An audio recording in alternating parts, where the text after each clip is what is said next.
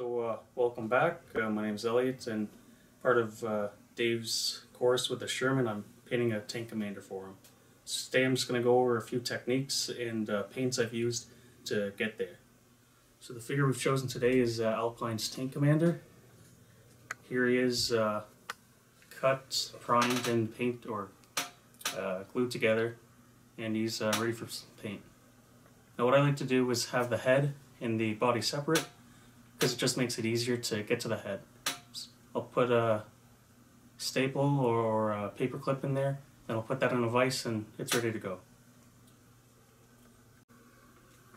Alright, so where I like to start off with the figure is the face. These are the colors I've used. Then I might go to the jacket that he's wearing, and this is the color I've used, but these are the Vallejo equivalents just in case you can't get life color. I'll move over to the pants and the helmet, which are painted with the same green Vallejos. This is the highlight for the jacket. Again, these are the Vallejo equivalents. And then this is the shadow for the jacket, and again, these are the Vallejo equivalents. So I like to start off with the face, and the colors I use are 859 black red, 876 brown sand, and 928 light flesh.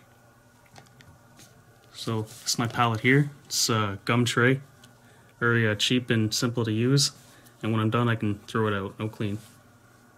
What I like to do first is have my middle palette here with brown sand and some Vallejo retarder. That'll mix up for my first shadow, which is about 3 drops of brown sand and 2 drops of black red. Then my final shadow, which is 2 parts brown sand, 4 parts black red. Then for my first highlight, I'll have 3 parts brown sand, 2 parts light flesh. For my final highlight, or second highlight, I'll have 2 parts brown sand, 4 parts light flesh. So where I start with the face, I'll do a quick layer of brown sand, just to get everything going. With the retarder, I use a hair dryer to quick up or speed up the drying process. Then I'll move on to my first shadow, which I'll put underneath the chin there, on the eyes, and just underneath the nose. I'll also get the sides here, where his face meets with the helmet. For my first highlight, I'll do the bridge of the nose, the cheeks, and the chin right there. Sometimes I'll also hit this, the neck, depending on how the figure's sculpted. Then I'll go back to my second shadow, where I'll get inside the cheek areas here and here. I'll also do just between where the brow of his head meets with the helmet, and here underneath the nape of his neck. With my second highlight, I'll hit just the middle of the chin, his lips just underneath his nose, and then his cheeks. When painting the eyes, I'll have just pure light flesh with a bit of paint or a bit of water on my brush. I'll try to stipple those in, and then I'll come in with some 822 German black brown to do the pupils. After the flesh is done, I might move on to the jacket. So I'll start off with the jacket with olive drab light mustard. I'll lay down a base coat everywhere for the jacket. Then I'll give it a light wash of 872 chocolate brown, and that's about 6 parts water and 1 part paint. And that just gets in all the recesses and gives it a bit of a shadow for my next layer. You can see that in this example here. It's the figure I painted a while ago, but I did the same thing, different color than the mustard, but same process. I put down a base coat, then I did a wash with that chocolate brown, and it got into the crevices here, and it gives it that extra depth. So after the base coats on the jacket is dried, I'll probably go in with the shadow, which is HPT dark shade, or you can use German black brown with a bit of brown violet, which is 887. I'll probably mix that about 50-50. So I'll go into the shadows such as this, here, here, underneath the arms there, here again, and just underneath the collar there. And when you turn to the back, anywhere you can see a shadow, that's where that color will go. Example, turn back to painted figure here. There's a shadow there, there. Anywhere you think there might be a crease, that's where a shadow should go.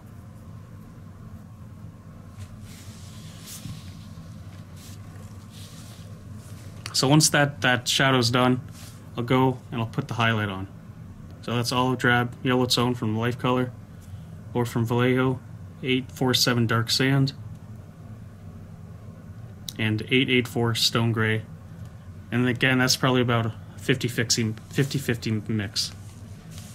And that just goes on all the light parts you see. So anything that you see catching light with this primer is where that highlight will go. So here, here, and anywhere you see the light pick up. So after the jacket's done, we'll move on to the pants, which I've painted with German Cam dark green 979, 896 German dark green, and 893 US dark green. So I'll use the 979 German Camo dark green as the base coat. I'll lay that all over, let that dry. Then I'll come back again, the chocolate brown wash, and I'll put that all over and let that dry. Probably wait a couple hours, maybe even a day. After that, I'll come in with the mid-tone or the first highlight, which is 896 German dark green, and I'll lay that anywhere that again catches the light. So there, there. Then once that's dry, I'll come in with the US dark green and put that just underneath the folds here to create a nice highlight. Once that's all done and that's all dry, I'll probably lay down another wash of chocolate brown because he's in the tank, his pants are probably dirty, they're not changed a lot, so you want to give it that bit of weathering. So those same colors will be used on the helmet as well in that same order. If you're painting the goggles and you want them to have a gloss to it, what I do is paint the highlight where the gaps are, there in the big spots. Then I'll come in with gloss varnish and mix that with some water, about 2 parts water, 1 part gloss varnish. And then I'll set that on the goggles. And when it's dry, it looks like, it gives that bit of reflectiveness and it looks like the plastic that reflects.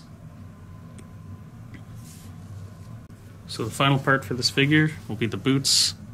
I like to work a figure top from bottom, so I like to end on the boots. The color I use is 846 mahogany brown. So I'll give that just the base coat with the boots, let that dry. I'll come in with the 872 chocolate brown to give it that bit of wash and let it get into the shadows. Once that's dry, I'll come in again with mahogany brown, but I'll highlight it with some dark sands. And that's about 6 part mahogany brown, 1 part dark sand. And it'll just catch the highlights that we've talked about, and anywhere that reaches the light. Once that's done, I might take some pigments and just dirty up the boots, like I've done here. So with these boots, they're in all this rubble. So I've taken whatever pigments I've used in there and just hit them with a bit of that, with a dry brush. You can see them here too. Their boots are in the rubble, so they should be dirty along with their pants, and they get a bit of pigments on them. And the pigments should all depend on, where they are. So for this tank commander, since he's going to be Normandy, France, they should be, a lighter color, and not any brick dust. Here on these figures, because they're in rubble, they're in urban areas, I put more brick dust than dirt.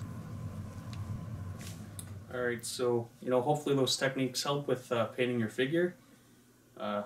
These are the paints I've used. I've listed them as we've gone through the steps. Hopefully you have them and remember them. I'll just take a minute here just to talk a little about the pieces I've done and the composition, just in case you like vignettes.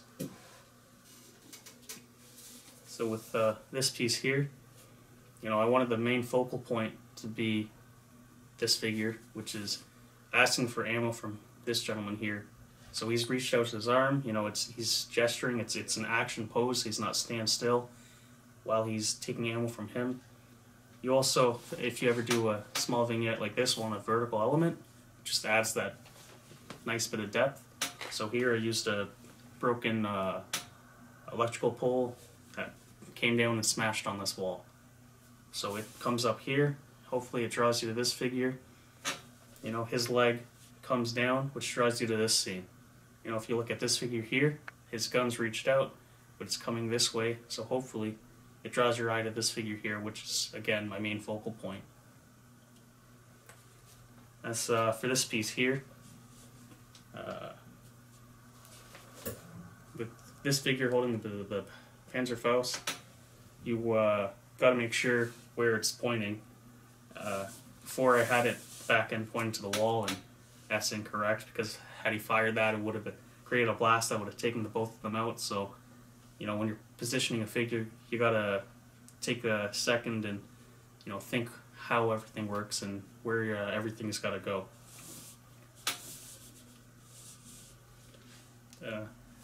That's all I have to say.